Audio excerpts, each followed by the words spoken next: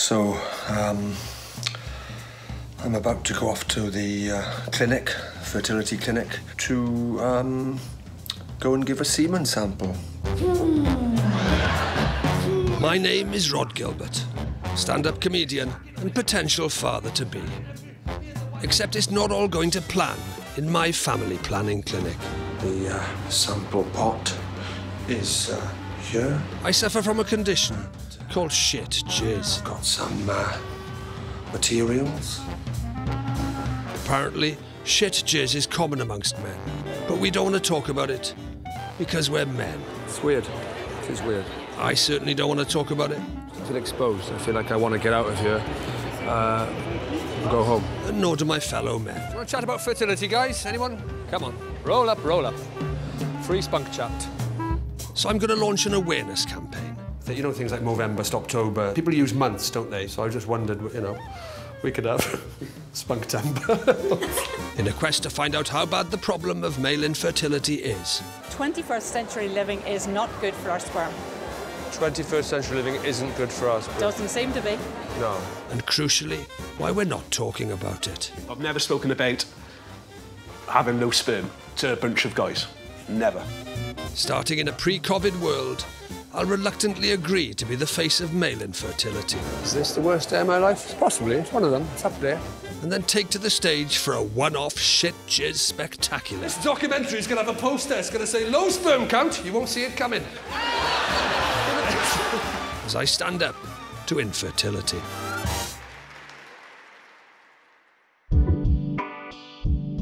My wife and I have been trying for a baby, but we've got some difficulties. Sian, like me, a busy comedy writer and performer, has endometriosis, a painful and debilitating condition that took many years to diagnose and can cause fertility problems. And then there's me. I'm older than Sydney Opera House, and my satchel syrup isn't what it used to be. Once, my sperm may have been rocket-fueled baby bombs, but these days, I'm told they're as old and wrinkly as the bag I keep them in. Senile swimmers in need of zimmers. So Sian and I have become seasoned travellers on the fertility treatment superhighway. And en route, I stumbled upon a fact that stopped me in my tracks. Sperm counts across the entire Western world have dropped by 60% in the last 40 years. Blow me, I thought. Somebody should be making a documentary about this. And then I was stupid enough to mention it to the BBC. So here I am, trying to make a programme about male infertility. But apart from that 60% statistic, and doctors telling me that my own sperm are taking involuntary redundancy, I know spaff all about it. Because I've largely been getting on with my life as a stand-up and rocking up at the fertility clinic at jizz o'clock. Until now. Mr. Rhod Gilbert!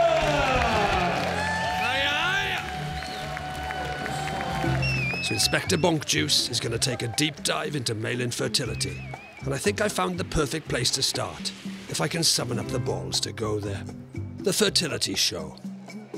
Inside, there's a womb full of answers for wherever you are on your fertility journey. Outside, and keen to stay that way, there's me. So this is the fertility show. And I can't tell you how mortified I feel right now. Really embarrassing. I don't really know what to expect.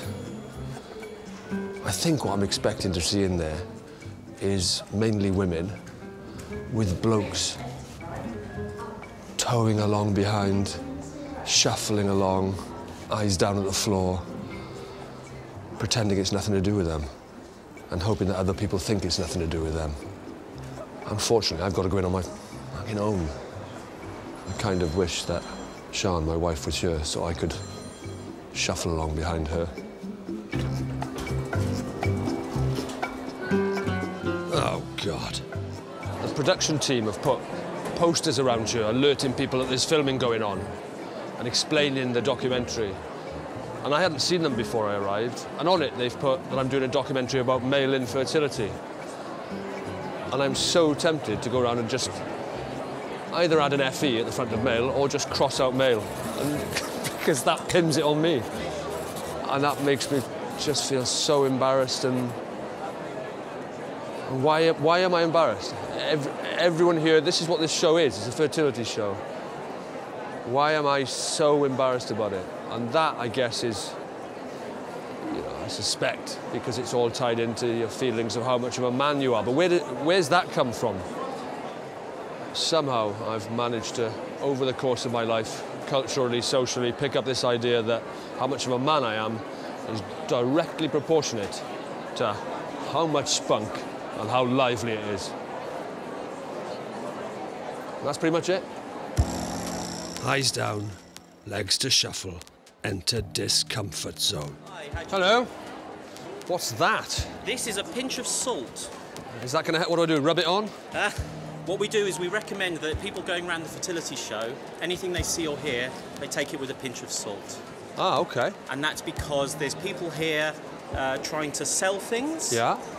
Some of them will be sensible, some will be not. We think Right. people should have their wits about them. Fair enough. The UK fertility business is worth £400 million a year. That's a lot of money. But treatment only gets you a 1 in 3 chance of having a baby. So whilst there's stands offering buggy loads of advice and warm nappies full of hope, I guess that salt might come in handy. Hello. So what's going on here? Oh, reflexology. Yes, Can that help? very good for fertility. It's an integrative, patient-centred approach. Hello, nice to meet you. What are you doing here? Acupuncture? I'm Natalie, yes. Hi, Rhod. I am part of the British Acupuncture Council. Right, how does that help with fertility? It increases your endorphins, so it makes you feel happier, boosts your immune system. Wow. Does this help with fertility, do you know? Definitely. Massages helps with everything, I feel.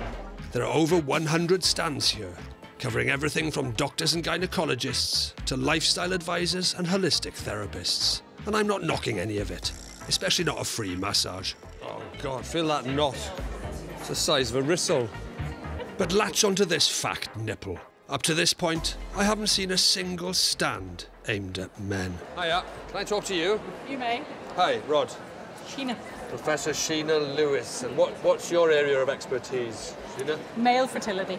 Oh! Yes, been working on it for quite some time. Have I come to the right place? No pun intended. Well, look at the name, Examine. Yeah. We're all about men. Right.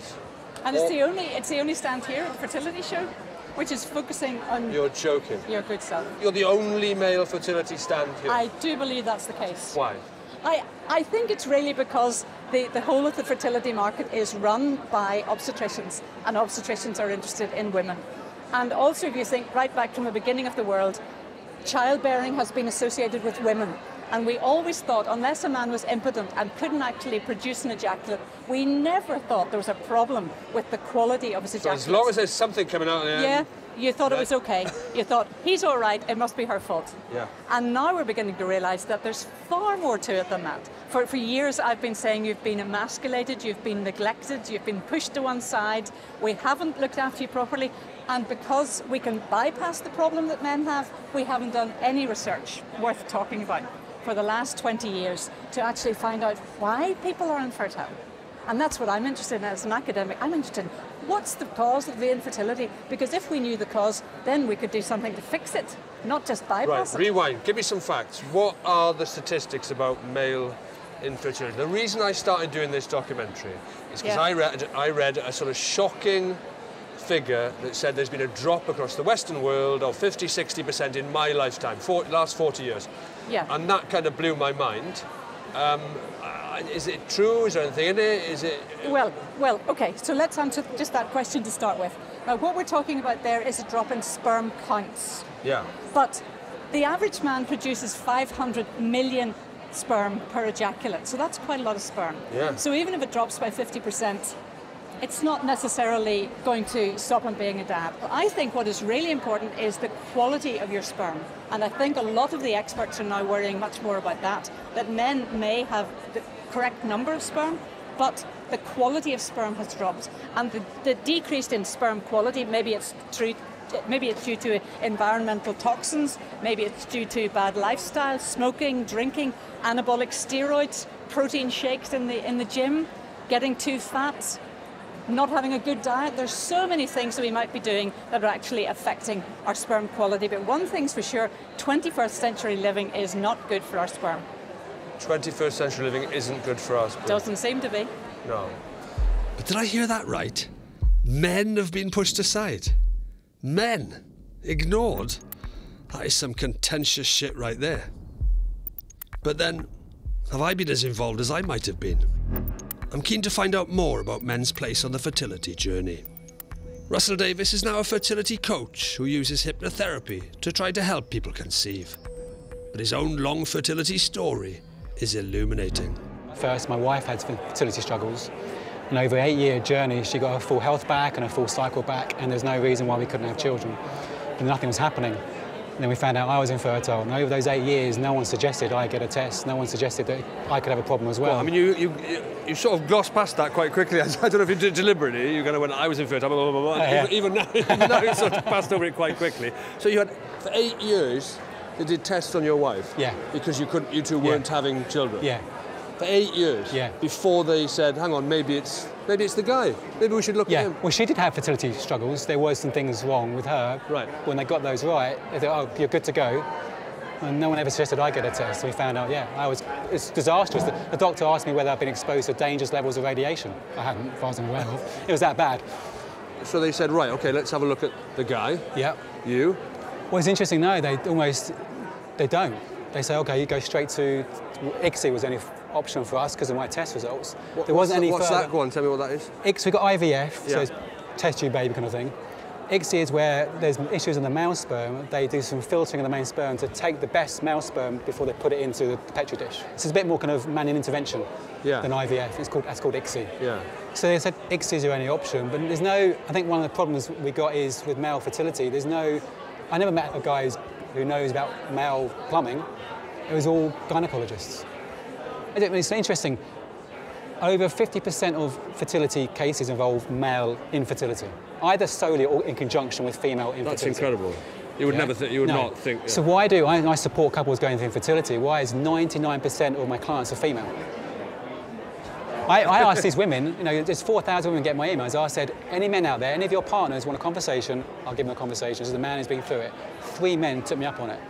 And I can see why. An email to 4,000 women asking them if their male partners wanted to join the conversation. Yeah, and I presume the majority of them heterosexual relation, not all of them. Yeah. 3 men took me up on it.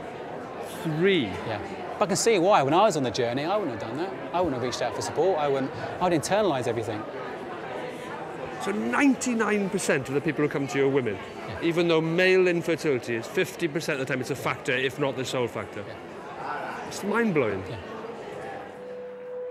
So men account for roughly half of all difficulties to conceive. But if, for various reasons, the fertility industry concerns itself less with men, and men themselves are often happier, lurking in the background, keeping mum, are anyone's best interests being served? If you do an online search for fertility support groups, there are hundreds of them, for women. Coffee mornings, knitting circles, naked urban abseiling, whatever, they're talking about it. But men? It certainly doesn't seem like there's anywhere, not that I can find, where men meet up to chat about their sperm count.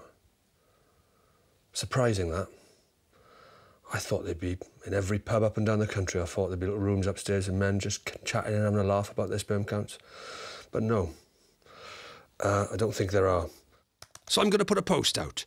Try to create a safe, closed group for any men with fertility issues who want to talk bollocks. Do not all write back at once. I don't want to be flooded with responses. Post. Gone. So will any ballsy men volunteer to talk to me? God knows. Men account for 50% of all fertility issues, but you would never think that. And you won't see it happening. You don't get a little red light comes on at the side of your balls when you're running low. You won't get a letter from the DVLA in Swansea telling you your spunk's up at the end of the month. This documentary is going to have a poster. It's going to say, low sperm count, you won't see it coming. Sean and I have tried various fertility treatments, most recently IVF. I'm about to go off to the fertility clinic, to several things: blood tests, sort of screening tests for HIV and Hep B and C, that kind of thing, and also to go and give a semen sample, which is, I find, very, very embarrassing. This is not my first time. Thank God, because that was the worst time, no doubt about it. I'm feeling, well, I hate doing this. I'm feeling just self-conscious and embarrassed and shy and nervous, and just dreading sort of catching people's eye, people recognising me. It's just awful. Sian's coming in with me today as well. She's going to have some blood tests as well. She's not going to have to produce a semen sample, thankfully. God, got to stop myself saying some things. I was going to say I don't know where they'd get it from. Maybe cut it out of her hair. Cut. Nobody ever tells you about the male body clock, do they? We never talk about this. All we see is you open the paper and there's Mick Jagger banging out another child every 15 minutes. It's true, we all think we can go on forever. Don't we? You know, I've noticed it myself. If you're a woman, it's constant. It's everywhere. When you're having kids, when you're having kids, when you're having kids. Tick-tock, tick-tock, tick-tock. What's that? You haven't got kids yet. Well, you're 23, you barren old sow. You better fucking get a move on. Tick-tock, tick-tock, tick-tock. I'm in a sample room. The sample pot is here. And I've got some materials. This is so embarrassing. His voice is outside the room. There's a nurse that's showing me down here. I've got to put it in that little hatch. Press that button. And off it will go into the system.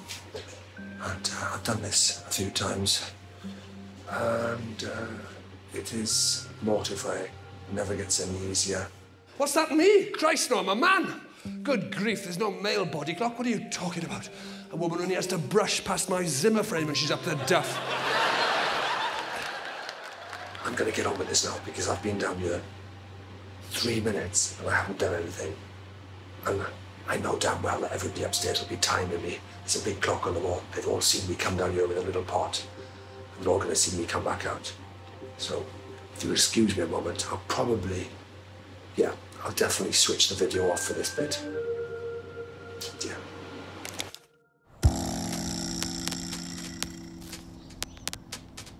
It's been 6 weeks since I opened my virtual jizz club. Weirdly, I haven't drowned in a hot spurting geyser of men sharing their fertility woes.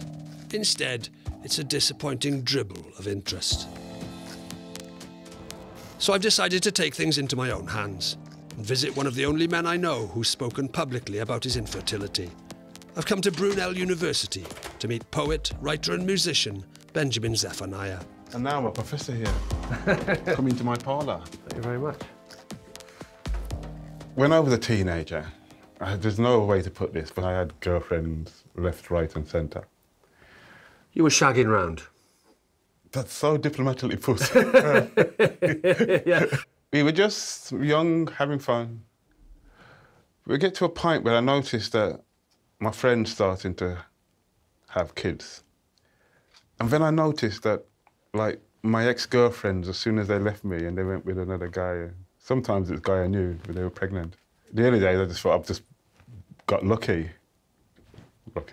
Then later on, as I got older, I thought, you know what, I think I can't have kids. I went and got tested.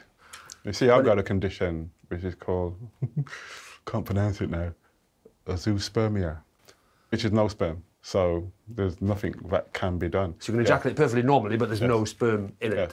And were you married at that point? You are trying to have a family. Yes. How did that feel?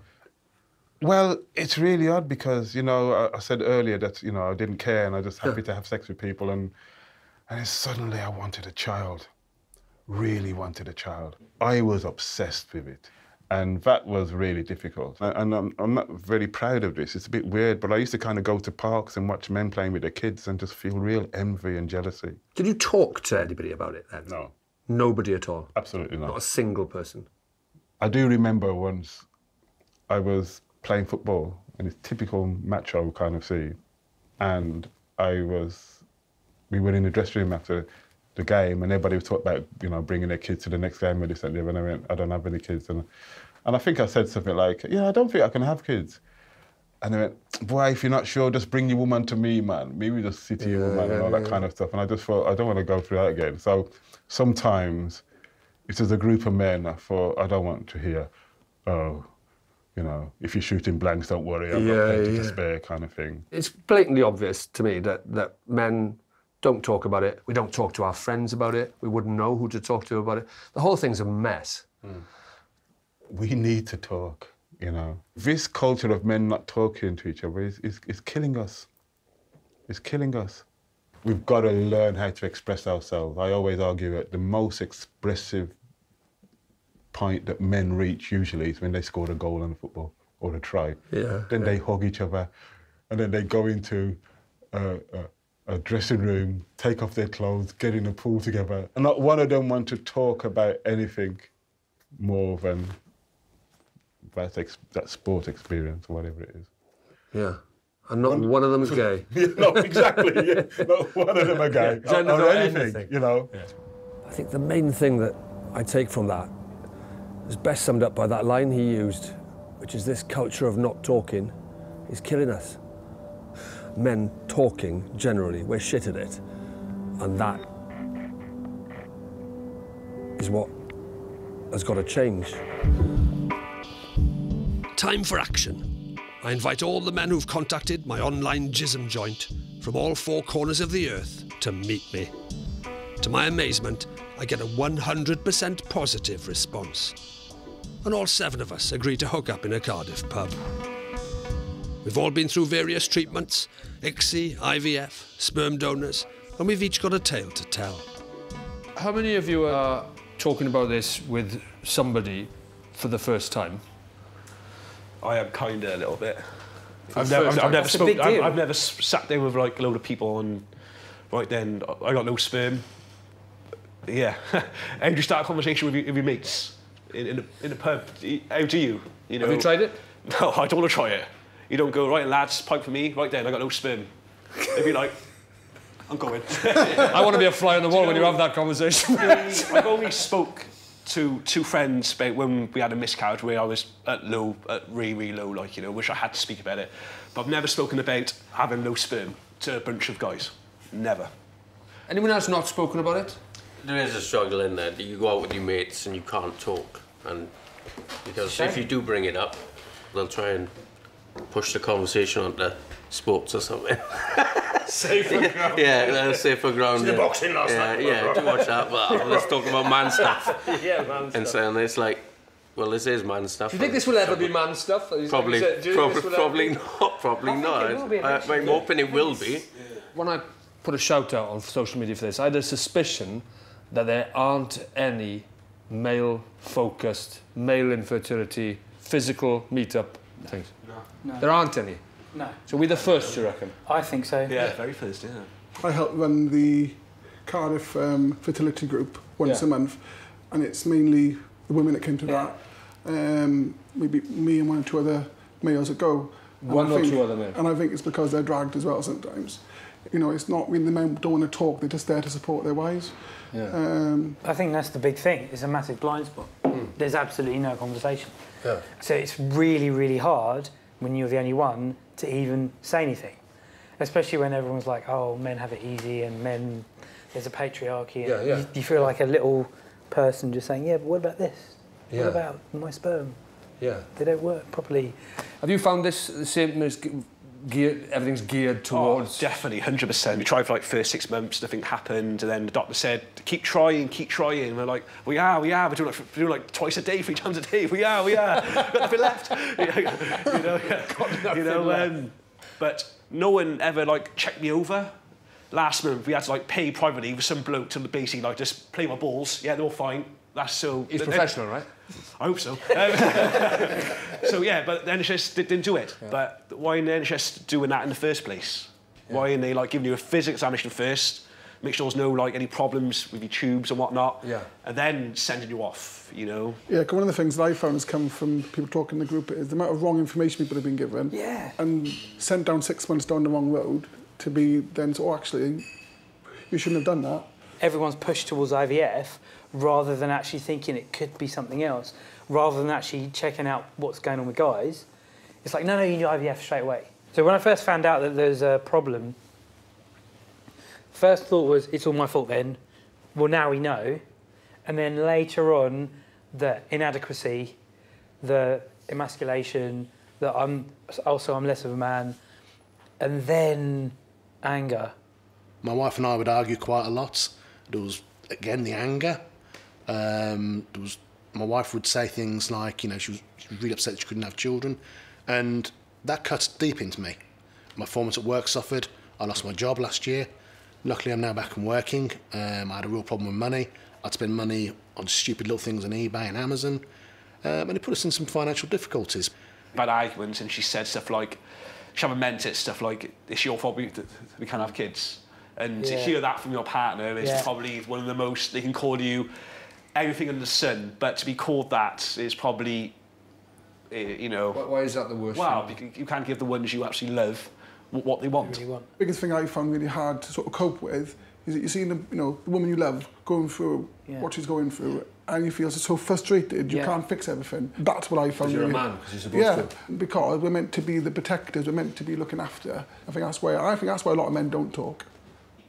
So they changed anything? Does it feel any different from when you arrived?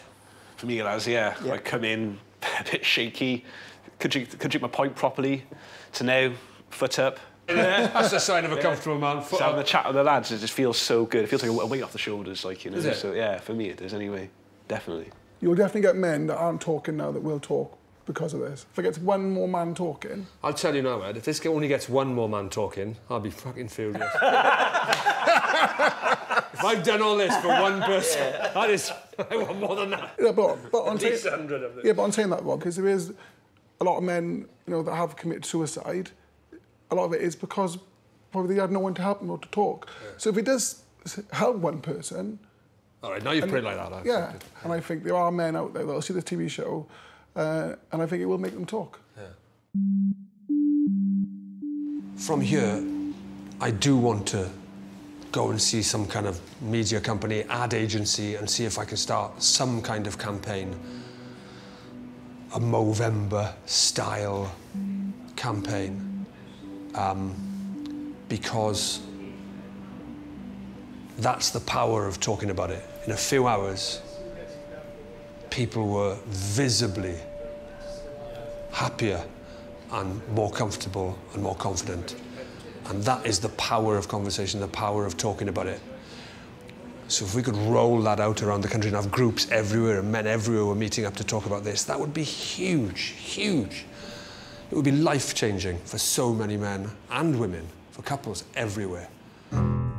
So I engage a firm of ad bods to draw up a spunky campaign that will persuade us all to talk en masse about our ailing spaff. They've invited me to a testicular tete-a-tete at the tip of their tower. Doors opening. They're not backwards in coming forwards, and they go straight for the money shot. So it's brave of you to come forward with this. Are you looking to be the face of it? Are you willing The face of infertility? Oh, it's always been the dream. It's always been the dream, that has. Talking of humour, how much do you want to use humour? I've got to use humour. Yeah. It's the only thing I've got. If you can't laugh at the weird things that happen, whether, you know, from masturbating to pots and all these kind of... If you can't laugh about that, then you're in real trouble, I think. So we've had some ideas. Is there any ideas that you've had or...?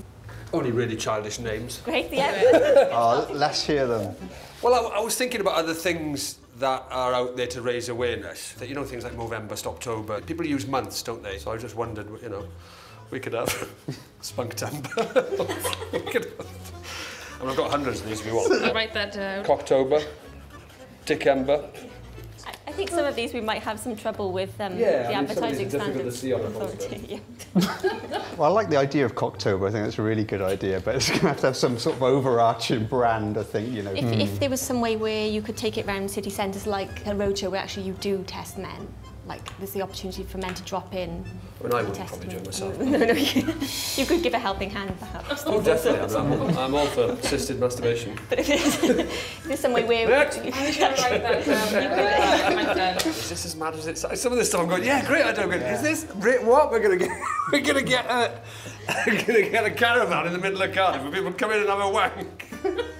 Yeah, when you put it like that, it doesn't... When you put that, how else are we going to do it? I'm not entirely sure what I've agreed to there.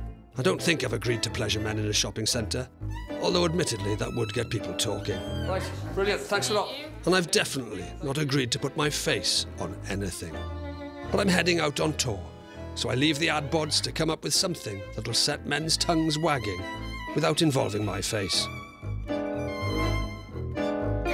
6 weeks later, we have a conference call. How are you doing? Where are you? I'm in Bedford Corn Exchange on about date 79 of my tour.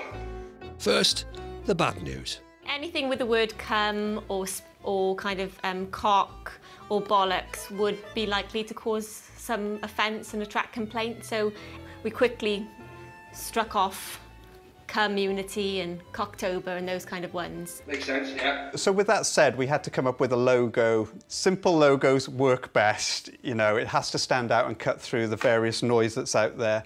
Okay. Oh, you look a bit excited there. Yeah, I like that. So we've obviously used I like the sperm as the eye. I like that, yeah. the colours we've used are sort of almost like power tool-like. You know, which obviously appeals to our target audience. It's unafraid, you know, the message that we want to get across, it's okay to talk. I think it's brilliant. I think it's really good. I think it really works, really fits the brief what we wanted. The other question we have for you. So we know you said you didn't want to be the face of the campaign, but we do feel like, you know, in order for this campaign to have some sort of legs, we do really think that you're probably the man for the job, and we thought that you could literally be the poster boy. One sec, I've got a visual to show you. Oh, look how lovely that is. I take it the silence is that you're really impressed and you want to use it. You're super impressed. Yeah.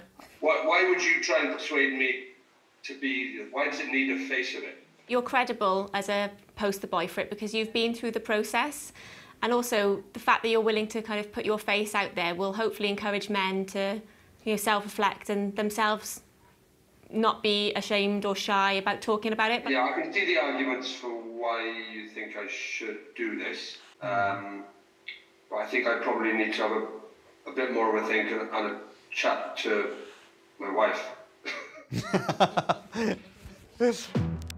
When people say things like, you're going to be the face of infertility and stuff, and you do rounds of media interviews and putting your name in it and stuff and putting your name to it, it's just a very odd... This was not the dream, you know, this was not what I had in mind.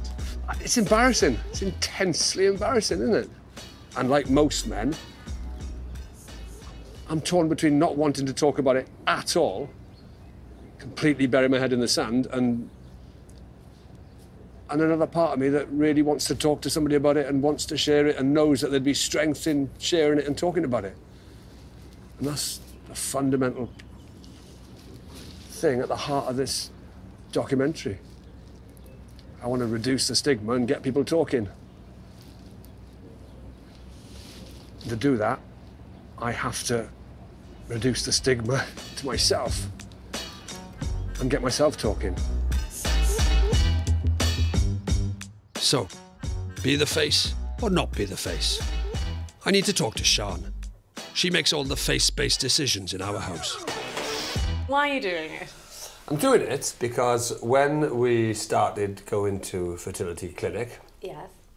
I'd never really given any thought whatsoever to whether I would have any fertility issues. Yeah. I bet you had, as a woman, Of course given I had. thought to whether you could course. have kids. I'm told all the time, oh, hang on, tick-tock, tick-tock. The myth is that men can carry on having babies until they die. Socially, historically, culturally, we have written Yes. men out of the picture, really, Yes. in terms of fertility, the home, child care, And I think everything, haven't we? both sexes would massively benefit if that was addressed. Well, I guess that's at the heart of it, really, isn't it? Because, you know, what I've found is that some women have said to me that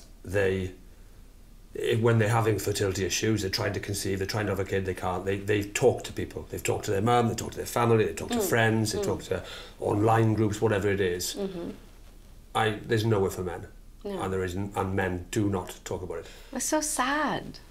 It's so sad. Toxic masculinity is awful for men, and it starts when you're little boys.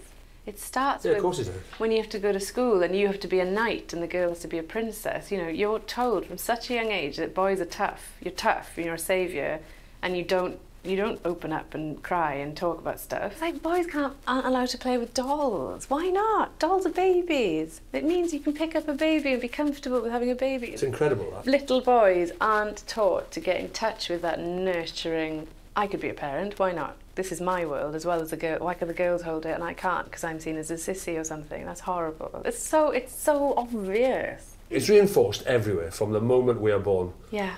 It is reinforced absolutely everywhere. I feel like it's a massive, massive issue.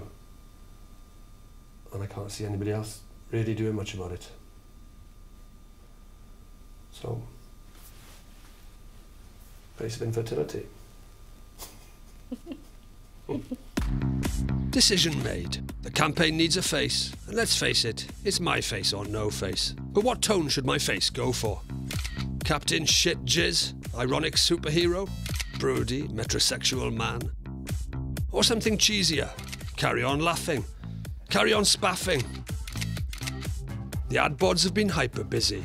They've booked a campaign launch in Cardiff's largest shopping centre. No expenses being spared, and they've spaffed my face over everything. So we put together some banners which will be part of the campaign branding. They're going to be bigger than that. Yeah, not the scale. There's going to be games, giveaways, a glossy brochure full of top tackle tips, and apparently I've written it. God, it's weird. Still not sure I'm ready for this. There'll even be a quiz on things that can get your jizz in a tiz. A jizz-tiz quiz, if you will. Smoking? Nailed it. Easy. Next. Pills? Yeah, medicines and drugs. Medicines, drugs, yeah. Processed foods? Yeah, bad diet. Bad diet. Yeah. Age? Yeah, Age. so that men have a biological clock too. Yes. What is nuts? Peanuts? Is that a white cross or is that... Give you a clue, it's a plaster. It's a plaster! Right, OK. You've got a hole in your nutsack. Yeah. I have done that, by the way. I have done that with the scissors once in a hotel in South Africa. And I'm silently regretting the whole thing. Well, that is it. We are going live, as they say. The campaign is set, the campaign materials are done. All I've got to do now is turn up in Cardiff city centre in a busy Christmas shopping day and be the face of infertility. I couldn't wait to be the face of infertility. Some people were after Ferrari, Armani. Fuck that. This is the one I wanted. When I came into comedy, that's where I had my sights set on. That's where I wanted my face. Right, fucking...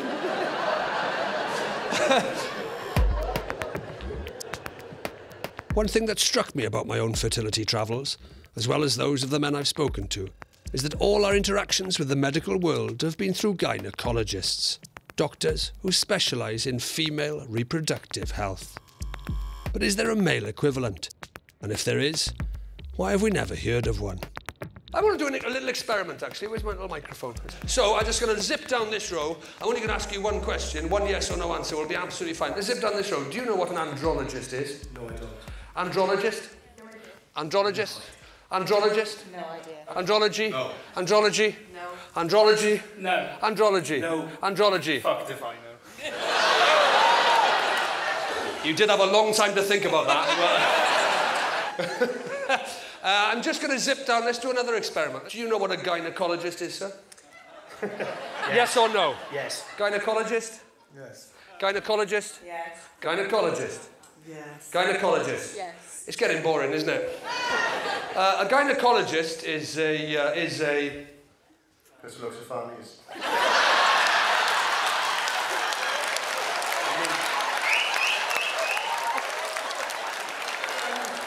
It's true, if you get any medical dictionary out, a person who looks at fannies.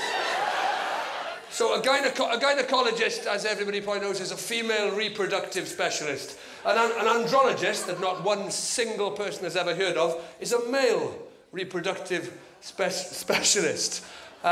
Which is kind of weird, isn't it? Give me a cheer if you've heard of orcs. It's a mythical goblin. Not one of you have heard of a male reproductive specialist. Listen, I don't know what that tells us, particularly, but it's not good, is it? There are approximately 8,000 registered gynecologists and obstetricians in the UK, but there are fewer than 200 andrologists. With fertility issues split equally between men and women, even my maths can see that doesn't add up.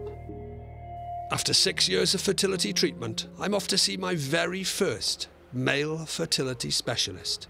Professor Cheryl Homer has offered me some andrology. Sperm need to be about 3 or 4 degrees cooler than the rest of the body. You've probably been told to wear cotton boxers and not sit in hot baths and jacuzzis, and you might think, oh, well, that's an urban myth. Yeah, I sort of believed that one because testes are outside the body, as far as I know, so they're cooler than your sort of body temperature. So that made sense to me, the jacuzzis and the hot baths. I mean, they started off, they took these little mice, you see, and they put these little mice in these little jacuzzis. They had them in these little jacuzzis. They stuck them in there. Nothing horrible happens to these mice. Nothing at all. At the moment, they're on a lovely And then time. they just sort of looked at their sperm afterwards, and they thought, you know what, it's not quite good. And there were a lot of studies done after that with men. Mice in jacuzzis. Little jacuzzis, yeah, little mice. And then measured their sperm counts after it. Mice loved it, yeah. But seriously, though, it's about looking at the things that we know can affect sperm quality. And if you're having issues, you need to try and get those things out of your life. Just quickly, what are those things? I mean, I drink a lot. Yeah. I always have done. Yeah. I'm not now. Yeah. So is that, I mean, alcohol, presumably, I'm right in cutting Alcohol down? has been shown to have an effect. We know that caffeine affects your fertility. We know that smoking affects your fertility. I've given up smoking years ago, but caffeine, oh my God. Caffeine does affect your fertility. I would say that from what we understand, that smoking is absolutely insidious for your fertility, because it's not just that it has a short-term effect.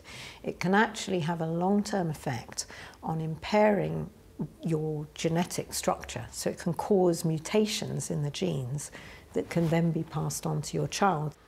But also anything that generates heat. So cycling, for example, is a problem because rubbing your balls on the saddle. I just bought an exercise bike. Don't sit on it. Do you know why I bought an exercise bike? Why? Try and get some exercise so my sperm would get healthier, I could get fitter, and I'd be healthier generally. And walk your dog. It's the best exercise. This is where I come back to being so reliant and feeling so helpless in a way, because I've had my sperm tested. Some tell me that your sperm count is getting low, your age, you're not getting any younger. And I've had other ones that tell me, oh no, it's fine, it's well within range. The clinicians in IVF are doing all they can to help you, but they are there to offer IVF. They're not there to investigate male infertility. They're not male fertility specialists. So it's a little bit like if you go to a butcher's, don't expect to get apples. The IVF unit is there if there's nothing more that can be done. Putting Sian's endometriosis to one side, I have no idea if nothing more can be done with my sperm to improve our chances of having a baby. I've been given very little information, and to be honest, I've not pushed for it. So when Professor Homer offers to give my jizz a proper 5-star analysis, I jump at the chance. So, I've just come back from a meeting with Professor Homer, who has given me my sperm semen analysis results and gone through them in great detail. There are some things that need looking at. The morphology, so that's the shape of a lot of them. 98% of them are wonky. So your sperm are supposed to be straight so they can swim at you like that. Only 2% of mine are like that. 98% of them are coming at you like this. They're coming at you sort of sideways. But 2% are coming at you straight. And that 2% with a sperm count that I've got, could be okay. There's bacterial infections that I did know about. That was the only bit of detail I've had in the past, were that they're bacterial infections. But in the past, it's been, you've got infections, bacterial infections. Oh, that's not good. Whereas now, what Professor Homer said is, yes, you've got these bacterial infections. She explained to me what they are. And that bacterial infection could stop me having kids, or could make a miscarriage more likely, or could make it much more difficult for Sian to conceive because I've got this bacterial infection. But it's treatable with antibiotics, but I didn't know. So it's really like mixed emotions. I'm all over the shop. I'm absolutely all over the shop. I mean, maybe these results are better because I have done a lot with my lifestyle. You know, I gave up smoking years ago. I've cut down on the booze. I haven't given up by any means, but I've cut down. I've started exercising a lot more. I've started watching what I eat a bit more. I haven't done anything crazy. I haven't done anything mad. No, you know, I'm just living a bit better. 6 years into my fertility journey, and this is the first detailed feedback I've had. The lifestyle changes I've made seem to have paid off with some much improved results.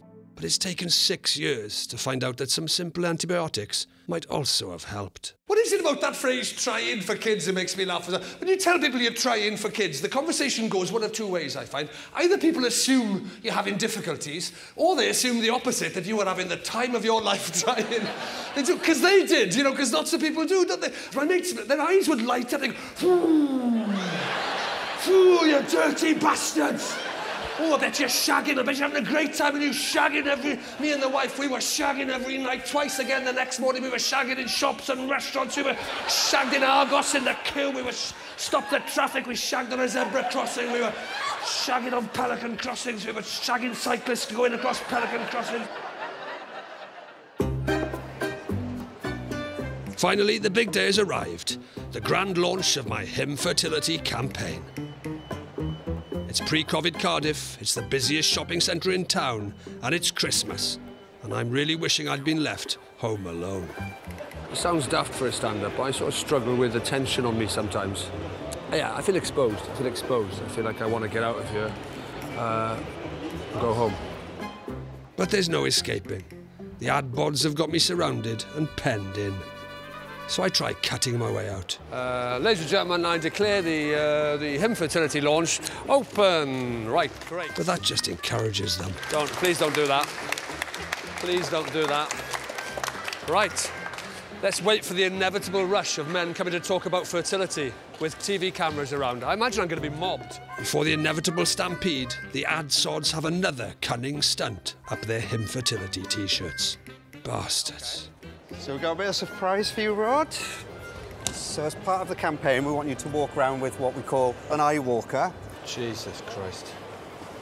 You look like a superhero now. Yeah, I feel like a superhero. Captain Infertility. Yeah.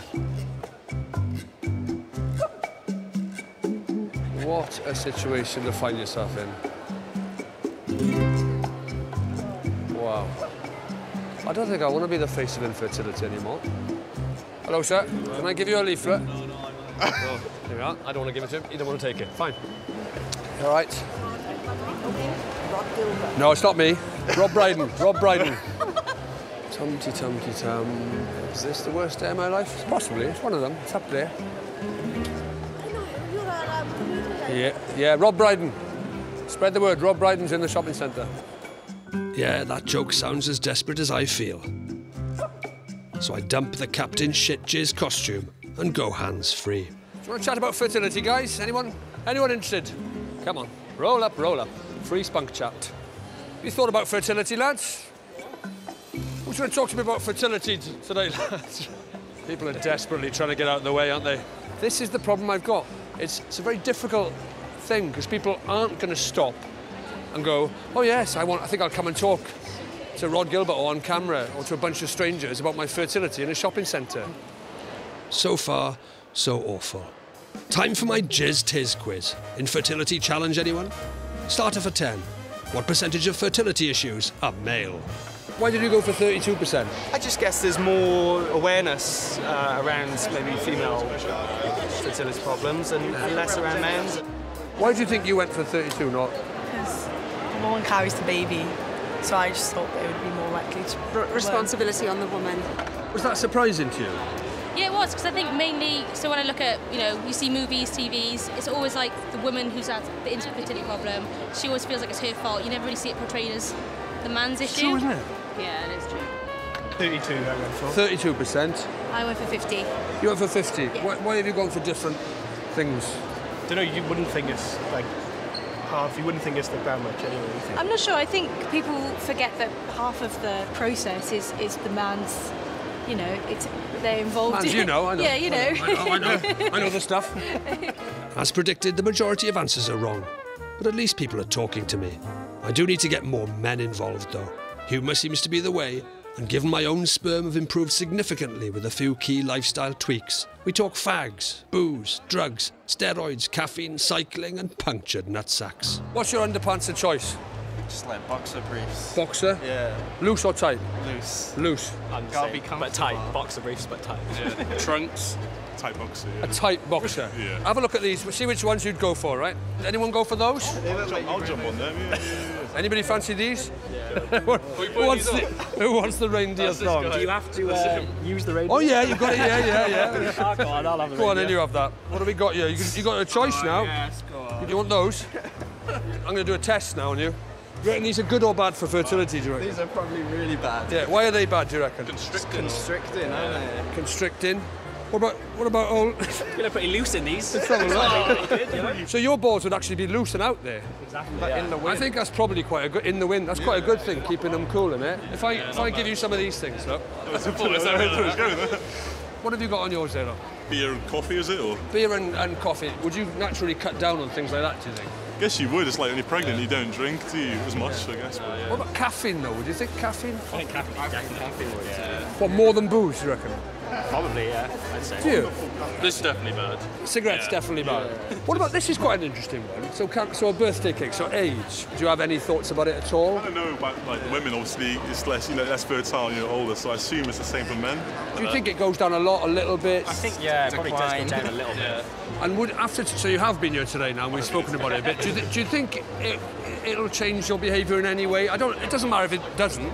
That's interesting as well. I'm not trying to get you to say, oh yes, I'll stop drinking, I'll change my underpants. It's made me think about it a bit, to be honest. Like, I'll probably try and be a bit more healthy. Like, yeah. You don't have to say that. I think I will. Like, because it's interesting to know that like it can affect us as well. Oh, well, there we are. It's made you think a little bit. That is. I'm happy with that.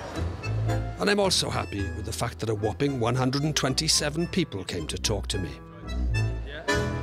I was very reluctant to be the face of this infertility campaign, but the launch reaffirmed just how much it's needed. Men are poorly informed about and uncomfortable even discussing fertility, and our silence is costing everyone, emotionally, physically, psychologically, not to mention financially.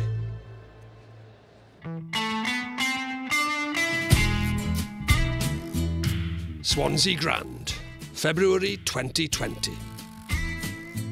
If there's one thing I've learnt on my infertility journey, it's that humour is the battering ram that can break the defensive wall that men put up around this most serious of subjects.